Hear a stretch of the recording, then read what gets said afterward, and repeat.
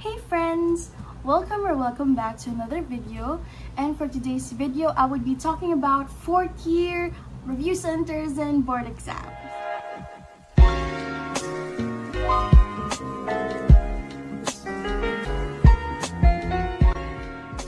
Hey guys! It's been a while. Again, parang pa natin na lang intro ko, no? It's been a while.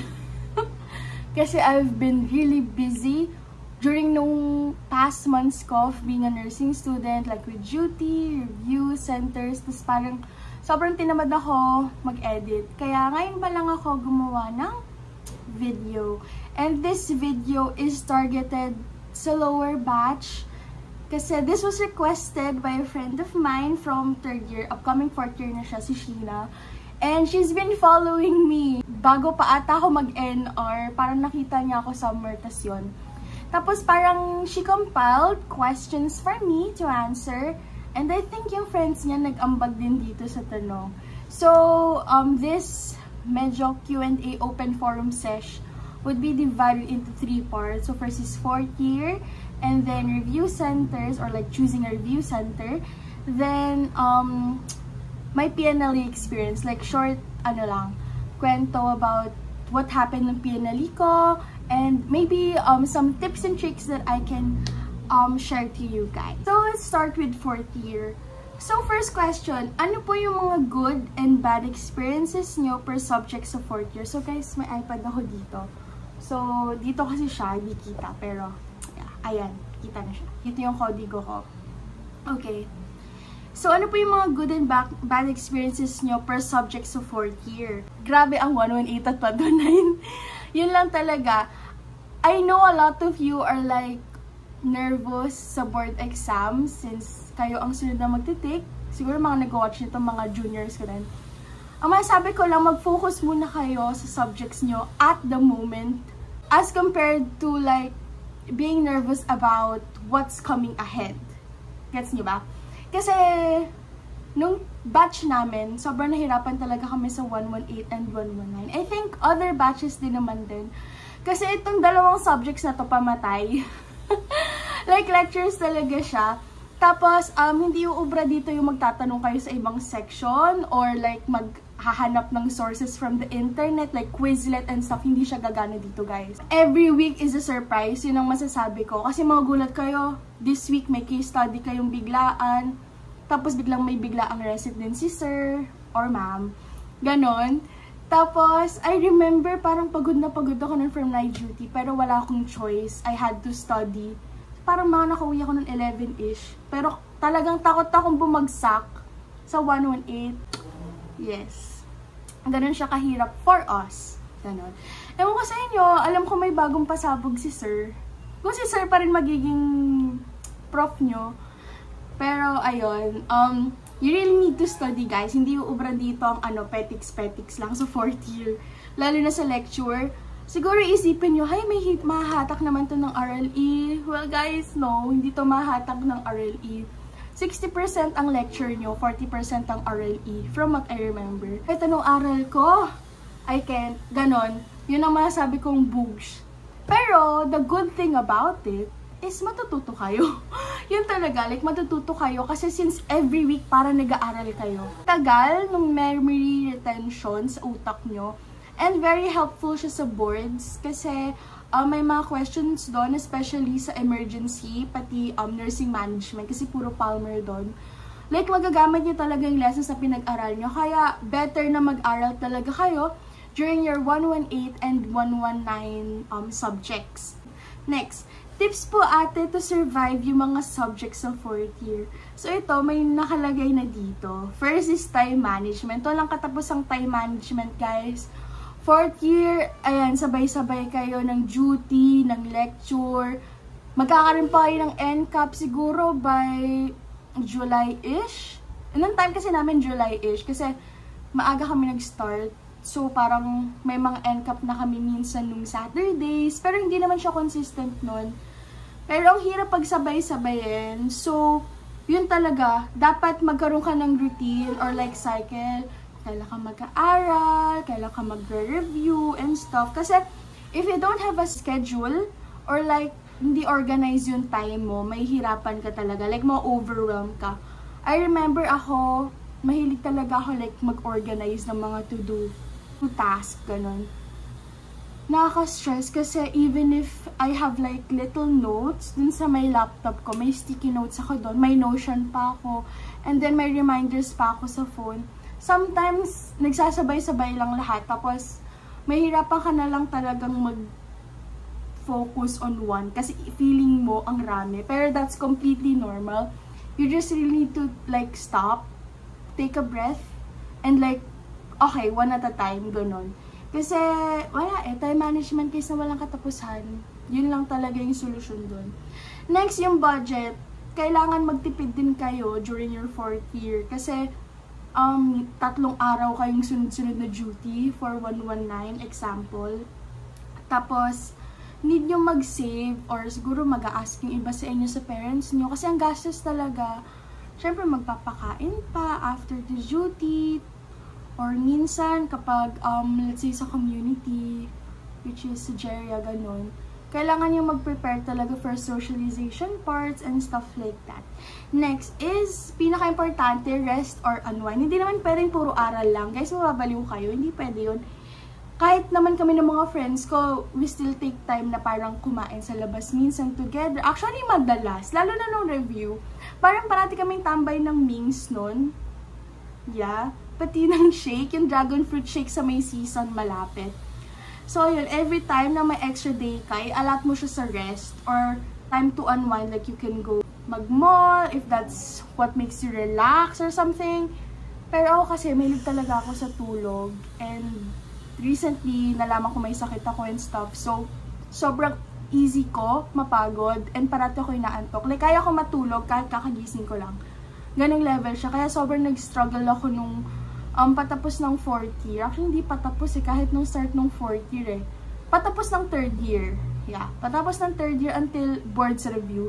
Hirap talaga ako mag-focus kasi parati bagsak katawan ko. Well, apparently, it's because of my hypothyroidism and PCOS. But, oh well, may anemia pa ako. So, pansin niyo yung pattern. Puro related sa fatigue and bagsak na energy. Wala na akong magagawa dun. Ano subject po yung pinakamahirap at need ng time management talaga? 118 LEC, guys. 119 LEC, kaya mo pang i-memorize, aarali mo. Pero 118, mapapaano ka na lang talaga. Saan ko pa ba huhugutin sa utak ko? Nag-aral naman ako. Ganun talaga siya. Pero, it's life. You're a student. You'll learn. You'll get over it. Kasi ayun nga, kahit anong analyze at confident mong sumagot, kapag pinagulo lang rin sa yung utak mo, wala na, malilihis ka na lang talaga. Hindi, pag unti ka na lang ganun, napag ganun ka pa, ganun. Ganun ang recits kay sir. Alam ko hindi niya siya kilala kasi may nakikita ako sa SN1 na parang, sino ba tong chu-chu-chu-chu? Guys, you'll know when you get there. Next, mahirap po ba ang Japanese class? Uno ako sa Japanese class, guys. Na-enjoy ko siya. Probably because interested din ako sa Japanese culture, language, the shenanigans. I enjoy anime and stuff. So, for me, hindi siya mahirap as long as you show up. Make sure na uma-attend ka ng classes mo kasi online lang naman yan eh. Ewan ko kung may changes next year. Pero online lang naman yun. So, as long as you show up, mag-recite ka, gawin mo yung required na task sa Marugoto. If Marugoto pa rin yung gagamitin, you'll be fine. And, ang raming tutorial dun actually. Nasa sa'yo na lang talaga. Kung paano mo aaralin. Kasi, basic Japanese lang din naman ituturo sa'yo. Like, introductions, part of the bahay, numbers, telling the time. Puro ganun lang siya. So, caring-carry. Swear. Wala, mag-aral lang talaga kayo guys, magtipid. And, a lot time to breathe. Yun lang talaga yung pinaka-essence ng 4th year. Kasi ano ang ending niyan, magkakaroon kayo ng parang kanya-kanyang time. Anyway, yun lang. Next! Let's proceed sa choosing a review center. So, eto, nagpaalam pa ako kay Sir Franz kung ano yung mga pwede kong i-share na information with you guys.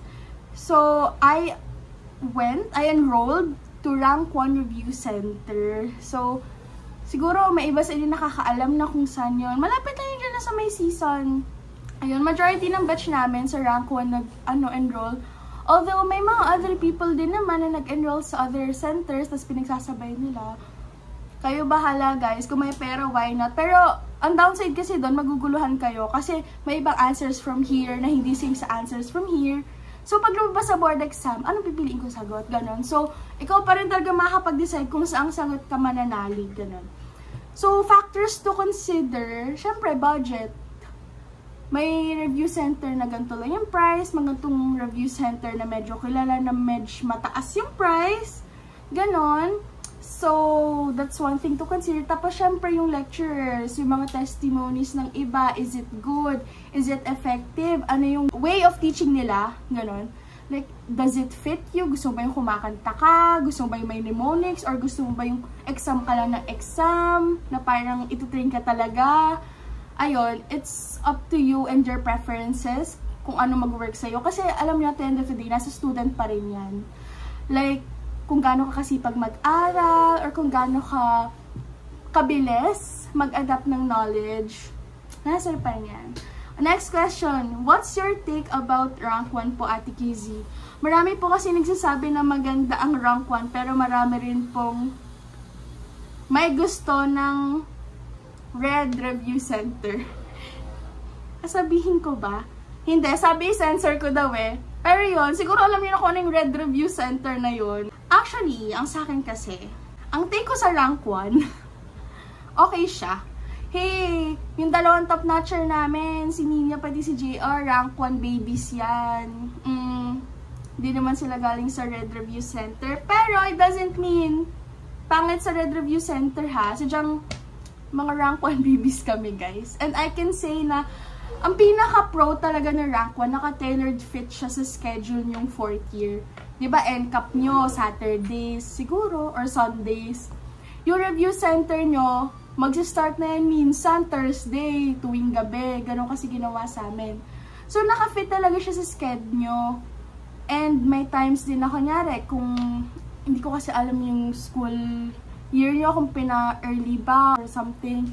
Pero it all depends sa schedule nyo. Like, naka-tailored fit yung sa Rank 1 na makaka-attend talaga kayo. Yun din nakalagay dito. Catered talaga siya sa FEU and MF students, yung Rank 1. And makakapag-review ka most of the time. Walang abala sa duty or school kasi nga tutugma siya sa schedule mo. Plus, it's more affordable than the other review center. Kasi may mga discounts and promos din sila, which I will talk about later. Okay, next. Bakit po, sa opinion nyo, naka-parenthesis pa, mas maganda ang Rank 1 sa Red Review Center? Well, for me, mas naging effective siya kasi puro exams. Tapos, panay ka exam, panay ng exam, makapractice ka sa exam, sa mga test-taking strategies, ganun. And yung mga videos, like once you avail, or like once you enroll sa kanila, may access ka rin ng site nila wherein nandun na yung mga recorded lectures, mga resource material na pwede mo siyang basahin. Ang ginagawa namin noon sa duty, may isa kasi kami duty si Day, masipag talaga siya mag-aral. Tapos nakikita namin siya, like may iPad siya, tapos naka-airpods lang siya sa isang tenga, tapos may kinig siya ng review. Tandaanan niya lang ganon. Hey, ginagawa namin to kapag break lang, hindi kapag may duty. Huwag niyong gagawin, lagot kayo. Ayun, nakikinig lang talaga kami. Tapos minsan lahat, siguro mga 4, masisipag kasi siya mag-aral, si Day, si Pao. Tapos kami na, kami ni Green, medyo medyo ganun lang. Like, kapag nakita lang namin sila nag-aral, okay, maglalabas kaming iPad, tapos makikinig na lang din. Since may wifi naman around the area, ganun. And, accessible siya, andun lahat. Pwede ka na makapag-aral as soon as magka-access ka. Ayun. And, madaling matuto sa Rank 1 kasi hindi nila ina-assume na alam mo na agad yung topics. So, yung mga lecturers, solid yung lecturers namin, lalo na si Sir Hisu. Love namin si Sir Hisu. Magaling siya magturo. Kasi si Sir Hisu, the funny thing is, si Sir Hisu, napapanood lang namin siya dun sa videos, like, sa site. So, nung bigla siya lumitaw sa harap namin, nung on-site na, like after our graduation, talagang nagpalakpakan. Nakala mo celebrity si Sir Hisu. Pero yun, masaya. Masaya yung review namin that time. And sobrang chill lang ng batch namin. Kaya nakakatuwa na ang taas ng passing rate namin. Tapos sobrang chill. Kami hindi tawag na sobrang chill na batch na even si Father kinabahan. Kasi bakit daw kami parang hindi kinakabahan? Parang wala lang. Basta okay yung pagtuturo sa rank 1. Like, concept to concept talaga. Kunwari, onko. Parang wala naman ako masyado natutunan sa onko nung time na student ako. Like, hindi siya tumatak sa akin, personally. Pero nung tinuruan na kami nung sa review center, parang, ganun lang pala yun. Ito lang pala yun. Para ma-differentiate yung internal, external, ano yung gamot dito na sinasaksak, ano yung ganyan. Like, it's gonna get easier kasi sa school, comprehensive, like literal patho, hihimayin. Ang review center is gonna make things easier. Like, sa Pedia, nahirapan ako ng Pedia kasi online class kami noon, pandemic era, naabutan namin yon. So, nung time na yon, talagang ang hirap intindihin, ang hirap i-visualize kasi ang nakikita mo, slideshow, right? Pero nung nagturo sa amin, sobrang solid kasi na-explain ni ma'am ng maayos. Ako sa inyo, mag-rank 1 tayo. Kasi din nakagaling. And it worked for me, so I hope it works for you. Lalo na kung masipag kayo mag-aral, like, pag uwi nyo ng dorm or bahay, gusto nyo may basahin or panoorin, rank 1 is for you. At saka, besides doon, yung mga videos hindi siya nawawala. Like, di ba sabi ko nga, once you have access, pwede mo nang panoorin ilang beses. Ang alam ko kasi sa Red Review Center is, ano siya, parang may time limit para mapilitan kang magbasa. Pero kasi ang mahirap doon, paano kung sobrang bombarded ka ng week na yun na hindi mo maaaral? Eh di sayang yung binayad mo kasi hindi mo na siya makukuha. Yung lessons doon. Gets? Okay. Pwede po pa-explain yung NCAP. Ito po ba yung sa rank 1 or kasama rin siya? NCAP is Nursing Competency Assessment Program wherein ito yung in-house review nyo. Provided by the school. So, ang NCAP, ito yung iti-take nyo sa school. Like, nandun kayo sa isang room. Sections A, B, C, nandito sa isang room. Sections D, E, F, nandito sa kabilang room. Ganun yung setup niya. Tapos may lecturers na pupunta. And those lecturers are lecturers from rank 1 din. So, hindi siya directly related kay rank 1. Pero yung mga ini-invite din kasi na lecturers are lecturers din ng rank 1. And tuturuan ka nun like from earlier months pa. Kung may kayo magtitake, most probably by August-ish, ganon, may review na kayo ng NCAP. And, guys, pag sa NCAP, alam ko ang hirap labanan ng tulog, pero kailangan nyo makinig. Kahit makinig lang kayo, kasi kahit nung nasa review center na kami, may mga tinuturo sa NCAP na natatandaan pa namin kasi comprehensively siyang naturo nung NCAP. So, guys, just show up. Matatandaan nyo. Ako, personally, di ako nag-review as intensively as the other students. Like, yung as in, pag-uwi ko, magbabasa pa ako, mag-aaral pa ako. Hindi ko yung ginawa. Kasi, like I said, hirap na hirap akong mag-stay awake. Parati ako pagod dahil nga sa mga sakit ko, Kimberloo. Pero pumasa naman ako. And that's what's important, pumasa. Unless kung siguro mag-aim ka ng top-notch or go guys, review to the max. Pero ikaw rin naman kasi nakakakilala sa kakayahan mo kung kaya mo chill review lang or kailangan mo talagang mag-take ng extra effort to study. Just to sum up kung ano yung NCAP. Bale, magkaiba sila nung pinaka-review center na review nyo ha. It's the in-house review na pinoprovide ng school na habang may pasok pa kayo, once or twice a week nyo siya iti-take every week. Kasabay ng duties, ng lectures nyo pa. Yes, bombarded ang sked nyo 4 years, kaya time management ulit ang ipo-point out ko. Nagbibigay po bang rank 1 ng concept tracker like yung mga need pong reviewin na topics from MP1 to MP5? Wala pong specific na tracker, although you can track your progress sa website nila kasi meron dong mark as complete, ganun. Like kung nadaanan mo na ba lahat ng topics. And ang alam ko magkakaroon kayo ng NCAP orientation, i-explain nyo ni doktrina sa inyo, like ano yung mga kailangan yung i-cover na topics, tapos ano yung parang period na kailangan ma-accomplish, like comprehensive, intensive, and final coaching, ganon. So, magkakaroon kayo ng idea kung about saan yung mga topics na yon. Plus, ang tatandaan nyo lang parati, are you a safe nurse? Yun lang talaga sa board exam. Make sure na yung gagawin mo is hindi makakasama sa patient ko. Mostly ganun. And, ayun, sinabi ko rin dito. I-explain ni Doc Trina yung mga components naman ng exam na possible lumabas and such. Like kung anong systems, kailangan yung daanan, CHN, ganyan, chu-chu-chu. Dadaanan siya ni Doc Trina sa NCAP orientation niyo.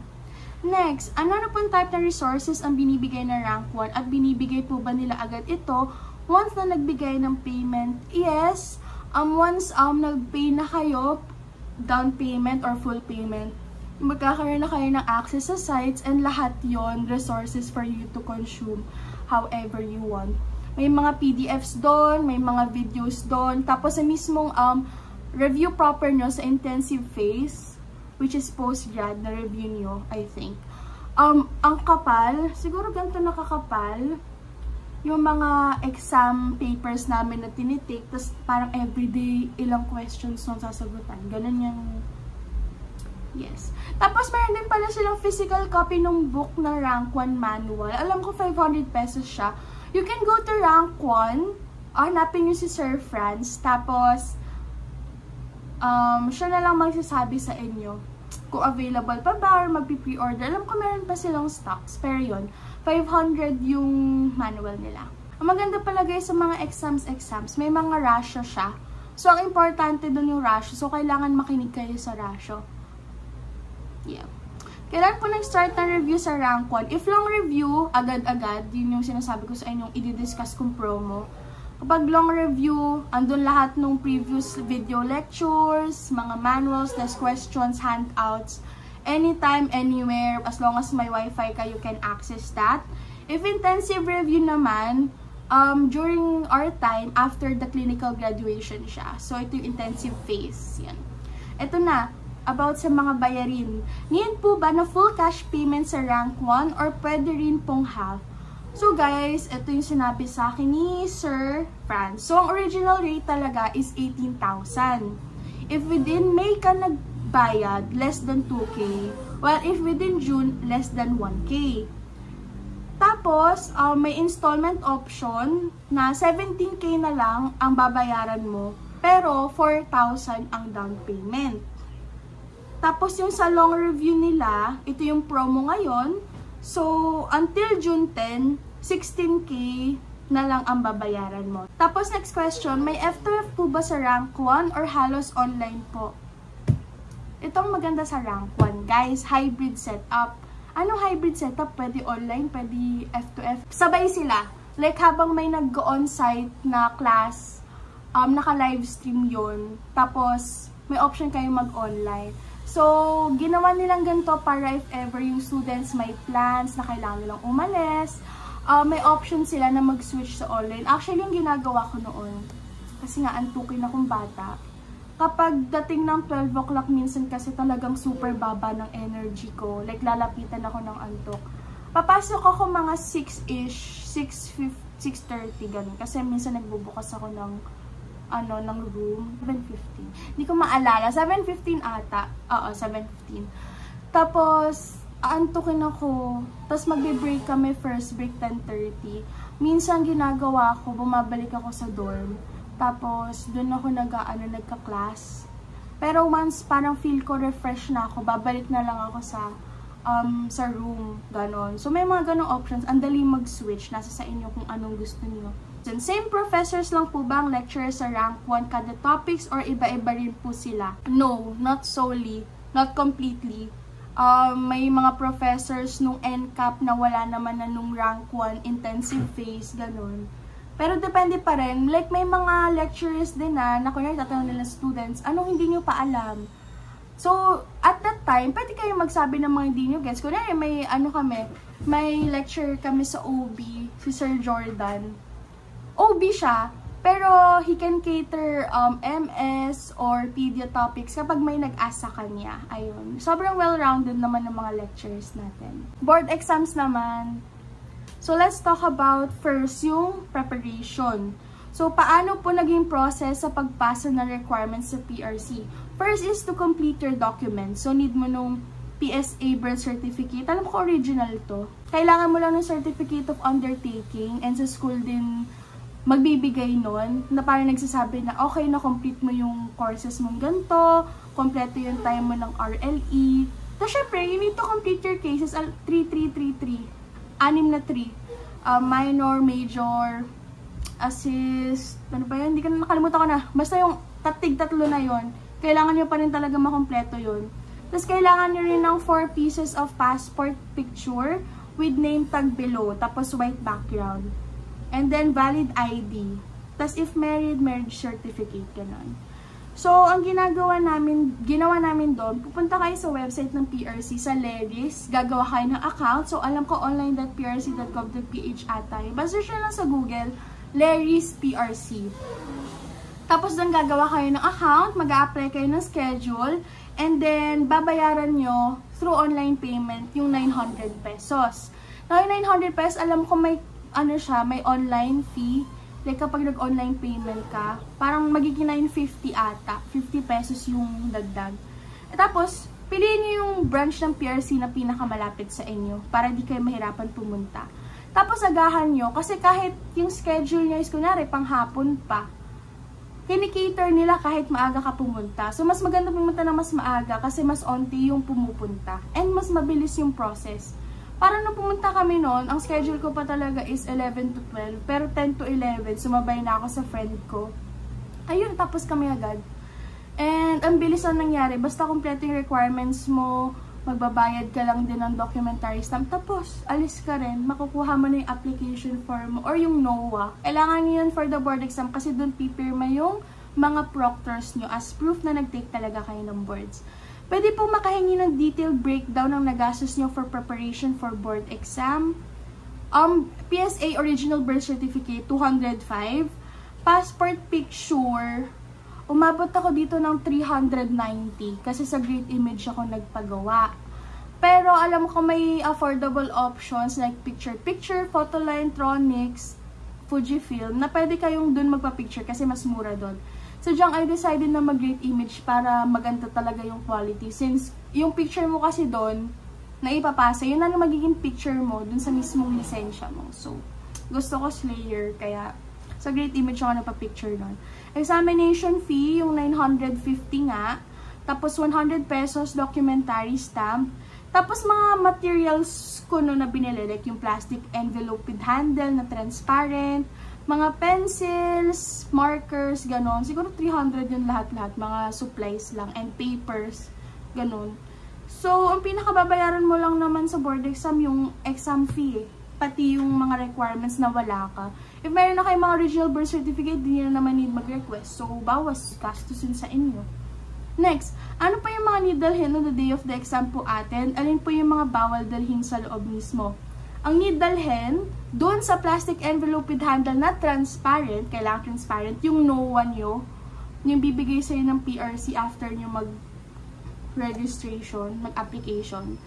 Tapos, ang laman lang nun, pencil, eraser, sharpener, black pen. Walang other color of pen. Tapos, yung magiging food mo for the whole day, pwedeng snacks, pwede ka magdala ng bottled water, pero ikakat mo yung label, tatanggalin mo yon. Tapos, alam ko may ibang testing center na nag-a-allow naman ng aqua flask or ng tumbler. So, pwede kayo magdala nun. Pero better to ask din. Kasi if hindi pwede, you need to put it dun sa side na designated for your bags na may mga cellphone nyo, may mga chuchu nyo, yung mga other stuff na hindi nyo pwedeng dalhin within yung table or vicinity nyo ng pag-e-examan. Yung mga bawal, so bawal yung mga may school ID or school logo, so bawal yung mga nameplate, ganyan. Huwag din kayo mag-wear ng mga jacket or mga school jackets na may name ng school, logo ng school, kasi bawal siya. Again, bawal din magdala ng phone. You may bring it, but you cannot turn it on until the end of the day at nasa labas ka na. So, once you're in the testing center, kailangan nasa loob na yun ng bag mo. So, if aakyat ka or pupunta ka dun sa room mo, make sure na pagpasok ng room, nakapatay na yan. Kasi pag nakita ka ng PRC officers na may dalang phone, mako-call out ka. Like, mako-call talaga yung attention mo. Kasi may may kasabayan kami no, nagpicture siya kasi ang ganda ng testing center namin. Nagpicture siya, kinall out talaga siya. Eh, ang rami namin doon, as in, ang raming students noon, all around the floor yun, ganun. So, bawal po yun, iwasan yun. Bawal din food na may sabaw. Tapos, bawal din calculator. Kahit sabihin ng iba na pwede magdala ng calculator, basta hindi scientific, guys, no. Naghigpit simula November 2024, bawal na all kinds of calculator. So, wag na kayo magdala kasi pampabigat lang yan ang gamit. Hindi rin kayo papayagan niya kahit isipin, hindi, magdadala na lang ako para sure, hindi niyo pa rin na magagamit. Sinasabi ko sa inyo. Review materials, matik, common sense, bawal magdala na sa board exam na kayo, magdadala pa kayo review materials. Tapos, board exam components. Disclaimer, hindi ko pa sasabihin yung content, sasabihin ko lang yung pinaka-gist. Ano po yung mga important topics na lumabas sa board exam, guys? Sorry, may mga pinirmahan kami. Hindi ko po madidisclose yung pinaka-topics talaga. Pero, may isasend naman yung PRC na pwede nyo i-access online na para mga topics na i-cover like records management, safety, and chu-chu-chu. You may refer to that. Tapos, ilan nga po ulit yung total questions sa PNLE for day 1 and day 2 po? So, day 1, 300 questions, NP1, NP2, NP3, and for day 2, NP4, and NP5. So, each NP, may 100 questions, ganon. Ilang questions po pala per NP ate, at ilang minutes or hours ang inaalat nila per NP. So, like I said, 100 questions per NP. You have 2 hours to take the exam. Tapos, in between the NPs, may 1.5 hours or 1 hour and 30 minutes kayo na break time. So, matagal yung break time, makakakain kayo, makakatulog kayo. Mostly ginawa ko matulog. Kapag mas maaga ka pa natapos sa 2 hours, kunwari ako, usually kasi natatapos ako between 1 hour to 1 hour and 15 minutes, ganun. So, ako madalas yun unang magpasa nun. Ipapasa mo lang siya directly sa proctor mo. Huwag kang maghintay na ng other people para at least pag napasa mo na, pwede ka na magpahinga or pwede ka nang kumain. Ayun. Tapos, meron po bang breaks kada NPS? Like I said, meron. Bawal ka rin umalis for CR during the exam. Makakapag-CR ka lang once napasa mo na yung exam mo. So, during the breaks in between lang, basta between 1 hour and 30 minutes, pwede kang kumain, pwede kang matulog, pwede kang mag-CR. Pero tuwing si CR, wala magsasuot ng jacket, kailangan siya tanggalin. Meron po bang computation sa board exam? At kung meron po manual computation po ba, like no calculator?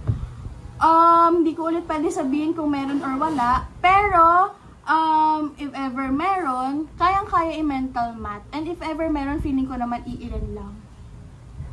Saan po location pag nag-board exam? And if alphabetical, by school po ba ang setting arrangement?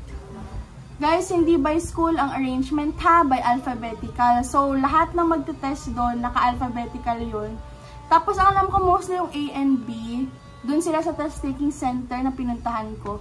And mostly yung mga test-taking center nasa Manila. So, meron doon yung Elena, may San Sebastian, may Arellano pa ata. Basta, hindi ko kasi memorize yung ibang testing center. Pero, nagre-revolve lang din sa other universities. What time po nag-start at nag-end sa day 1 and day 2? So, day 1, 5:30 AM, need nandun na sa venue. 6 AM nagpapasok na, 7 AM nag-check na ng students and yung belongings nila, like pinapatago and all. 7:30 mini orientation, tapos nagbibigay na ng scantron. 8 AM start ng NP, tapos 5 PM end, but pwede ka na umalis kapag tapos ka na. Nung day 1, alam ko umalis ako parang mga 3-ish pa lang, 3 something, ganun. 2, 4 ata, ganun. Tapos day 2, minsan mas late sila nagpapapunta, basta before 7, ganun, nandun na. Or before 6:30. Tapos 8 AM pa rin siya mag-start, pero hanggang 1:30 PM lang. Ito nagulat yung dad ko kasi nag-message ako sa kanya, parang 12-ish yun. Sabi ko, dad, tapos na ako pasundo. Expect niya pa sa akin 1:30. So, yun, nagulat siya. Ako pumunta sa opisina niya nun. About po pala sa mock boards ate, ilang beses niyo po ginawa and kailan po siya nag-start? So, yung INP exams nyo, serve as mock boards na rin, yung sa under NCAP nyo. Parang gano'n yung structure niya, like may exam, 100 items, kailangan nyo i-take within this, time limit, gano'n. Tapos, meron din ata sa rank 1, may pre-boards kayong ganun, parang simulation. Yun po ba na kailangan pasado lahat ng score sa mock boards bago graduate? Hindi ka to sure. Pero syempre, kailangan nyo mapas yung INP examination nyo para makapasa kayo sa second sem ng 4th year and makagraduate. So, technically, yes pala. Advice and tips. Anong month po kayo nag-start mag-review for board exam? And anong month po yung ina-advise nyo na mag-start na mag-review talaga? Guys, hindi ko to masasagot ng maayos kasi on-off ako nun parang nung December-ish, nung nag-aaral nga sila day, nakiaral ako for like, how many days lang naman ng duty, pero hindi yun tuloy-tuloy. Tapos, parang nag-aral lang talaga ako nung April. 1 month before the board exam, like, nakikinig lang talaga ako sa lectures and ratio. Pero yung intensively, as in, nagugugol ako ng oras tuwing umuuwi, hindi ko na siya ginagawa. Basta nakikinig ako ng maayos during ratio. Sa morning, sa mismong review center class.